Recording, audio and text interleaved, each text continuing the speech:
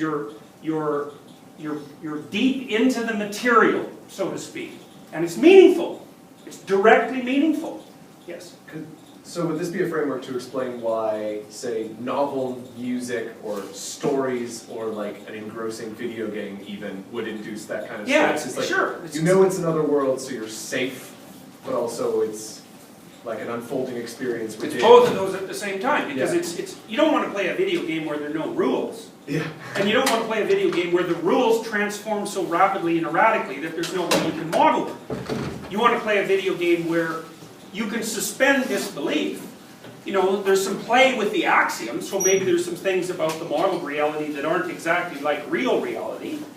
But once that framework is established, once the rule-governed framework is established, there's play inside of it, and that's very engrossing. And I think part of the reason it's engrossing is, one, you actually learn things from playing games, because in some sense you're always playing a game, right? Because you're always inside a reality that's bounded by a certain set of assumptions, and it's not the total reality. It's like a game-like representation of the total reality, and you know, hopefully it's a good enough game-like representation. You know, one of the things I was thinking about in relationship to video games was, you know, I've read critiques of video games where people complain about young people generally being engaged in video games to the expense of having a real life. And then I was thinking, I don't know if you know about Edward, I think his name is Edward Castronova.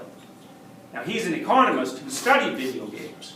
And he did this quite a while ago, I think it's got to be more than 10 years ago now. But he made the claim at that point that one of the big, massive online player games, I think it was World of Warcraft, but that might be wrong, was like the 20th largest economy in the world.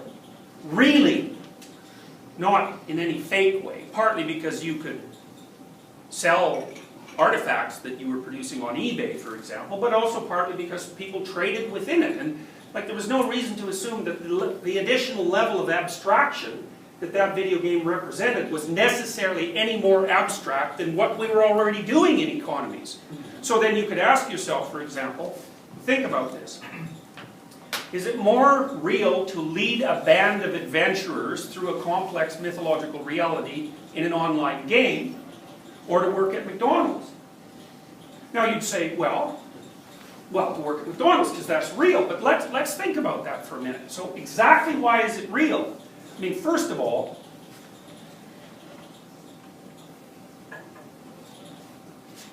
McDonald's couldn't exist unless it was nested in a whole bunch of other things, right?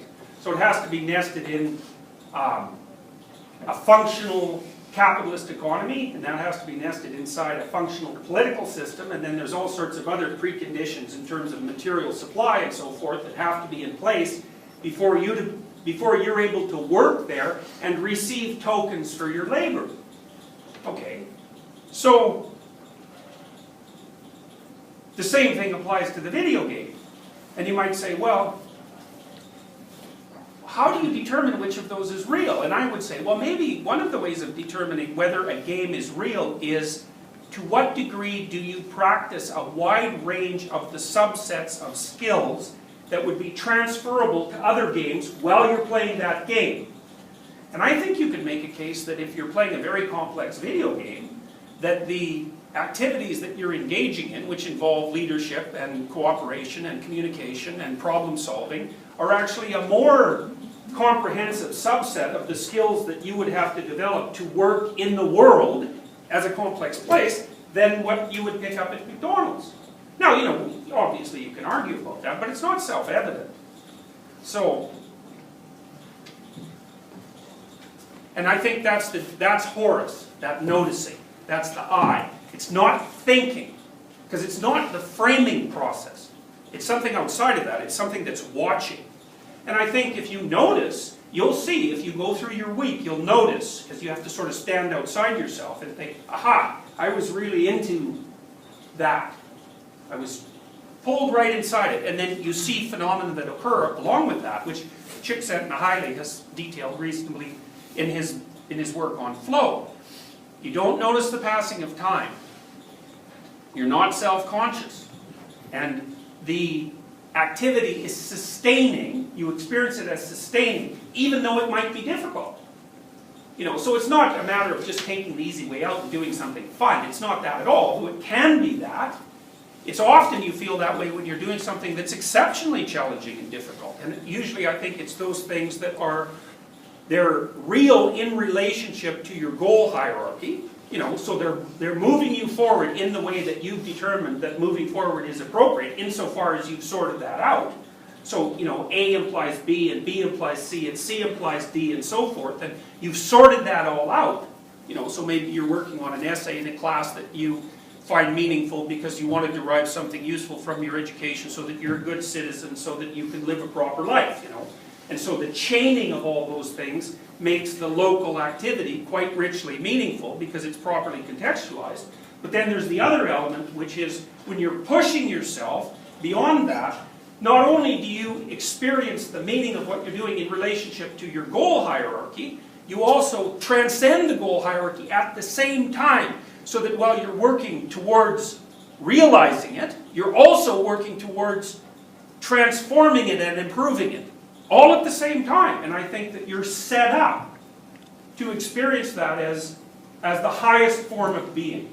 And then there's a corollary to that, which is, maybe if you spent the bulk of your time doing that, you know, so you got practiced at it, so you were doing it, well, maybe I don't know, you can figure it out for yourself, but my suspicions are that for many of you, that's probably 5% of your weekly life. Maybe I'm wrong about that, because it's been a long time since I was your age. I can't remember what it was like, really, you know. But I do know, you know, when I survey undergraduates and I ask them how much time they waste, you know, they're telling me, generally speaking, it's 4 to 6 hours a day. And I actually think it's probably more than that. And so that's time not spent in this particular state of mind, you know. And it's wasted time. Well, you even recognize it as wasted time, because when someone asks you if it's wasted time, you say yes. And it's like, well, wasted, if it's wasted and you know it, you're obviously comparing that to some other sort of time that isn't wasted, right? That you regard as valuable and meaningful and worth engaging in, even though it might be difficult and require discipline and all those sorts of things. So you might ask yourself, you know, if you have times during the week where you're engaged enough in what you're doing so that you find that intrinsically meaningful and it removes the burden of tragedy, and I don't mean because you're preoccupied, I mean because you're experiencing what you're doing as intrinsically worth the price. That's a different thing. You might think, okay, well, what if you were in that state of mind 80% of the time, or 85% of the time, or 90% of the time? You know, and that requires a tremendous amount of discipline and organization and clarity of purpose, and it also requires a tremendous amount of truth. Because the enemy of setting yourself up so that you can do that is untruth. Because what happens is, to the degree that you engage in untruth, you contaminate your frames fundamentally. And then you're in real trouble. Because you won't be oriented properly if your frames are contaminated, and they're contaminated to the degree that you build them out of nonsense and delusion.